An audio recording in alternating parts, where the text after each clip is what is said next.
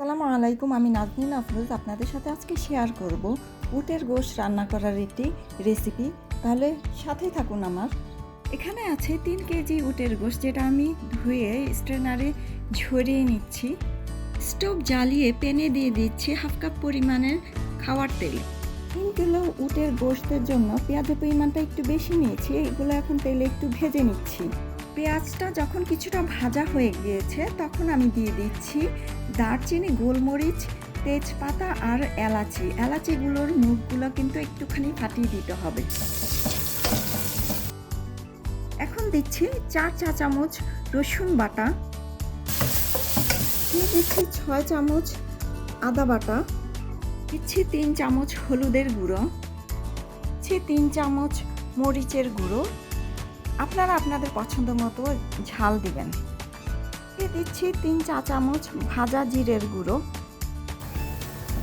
দিচ্ছি 1 চা চামচ ধনে গুঁড়ো। মশলাগুলো যাতে পুড়ে না যায় সেজন্য আমি সামান্য পানি দিয়ে এগুলোকে কষিয়ে নিচ্ছি। মশলাটা কষানো হয়ে গেলে দিয়ে দিচ্ছি 1 চা চামচ 5 ফোড়নের গুঁড়ো। এখন মাংসগুলো এর মাঝে দিয়ে দিচ্ছি।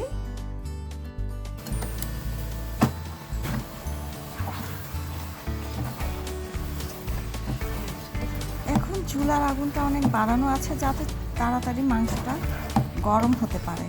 এখন দিয়ে দিচ্ছি পরিমাণ মতো লবণ। ঢাকনাটা খোলা অবস্থায় মাংসটাকে কষিয়ে নেবেন। একটা টমেটো কেটে দিচ্ছি আর দিচ্ছি 4টা কাঁচামরিচ। জেনে রাখুন টমেটো ফ্যাট কাটতে সাহায্য করে, তাই গোশত রান্না করার সময় একটা টমেটো কেটে তার মধ্যে দিয়ে দিলে তার উপকারিতা অনেক। এভাবে রান্না করে দেখবেন, খুবই ভালো লাগবে। এর মাঝে কিন্তু এখনও পানি দেইনি, আমি এখন ঢেকে দিচ্ছি। আর চুলার আগুনটা আছে মিডিয়াম হিট আছে। এখন দেখুন পানি না দেওয়া সত্ত্বেও কতটা পানি বের হয়েছে এর থেকে। আমি এটাকে ঢেকে ঢেকে মিডিয়াম টু লো হিটে 2 ঘন্টা যাবত রান্না করব। যেহেতু উটের মাংস শক্ত তাই 2 ঘন্টা সময় লাগবে। আপনারা যদি প্রেসার কুকার রান্না করেন তাহলে অবশ্যই আরও কম সময়ে রান্না করতে পারবেন।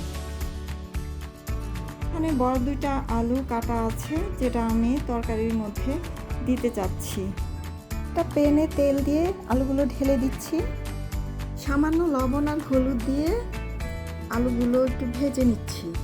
ভাজা হয়ে গেছে, এখন আমি এক সাইডে রেখে দিচ্ছি। অনেকেরই হয়তো জানা নেই উটের মাংসতে খাসি এবং গরুর মাংসর চেয়ে ফ্যাটের পরিমাণ অনেক কম আছে, তাই মাঝে মাঝে উটের মাংস রান্না করে খেতেই পারেন। আবার ঢেকে দিচ্ছি মিডিয়াম হিটে। গোশত রান্না অনেকটা হয়ে গিয়েছে, মাংসগুলো নরম হয়ে গিয়েছে। এখন 1 মগ পানি দিয়ে দিচ্ছি, কারণ ভেজে রাখা আলুগুলো দিব এর মাঝে। আলুগুলো পুরোপুরি সিদ্ধ হলেই রান্নাটা কমপ্লিট হয়ে যাবে। আবার ঢেকে দিচ্ছি, ঢেকে আলুগুলো সিদ্ধ করে নিচ্ছি।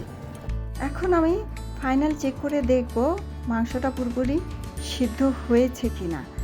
তাহলে আমি চামচ দিয়ে একটা মাংস চাপ দিলে এটা যদি দেবে যায় তাহলে বোঝা যাবে মাংসটা সিদ্ধ হয়েছে। আর একইভাবে আলুটাও যদি চাপ দিলে ভেঙে যায় তাহলে বোঝা যাবে এটা সিদ্ধ হয়ে গেছে। তাহলে দেখতেই পাচ্ছেন আমার মাংসটা রান্না হয়ে গেছে। আর তাই আমি চুলাটা এখন বন্ধ করে দিচ্ছি। দর্শক, হয়ে গেল উটের মাংস রান্না। আশা করি ভিডিওটি দেখে আপনারা সহজেই রান্নাটি করতে পারবেন। লাইক এবং সাবস্ক্রাইব করে চ্যানেলটির সাথেই থাকবেন। ধন্যবাদ সবাইকে।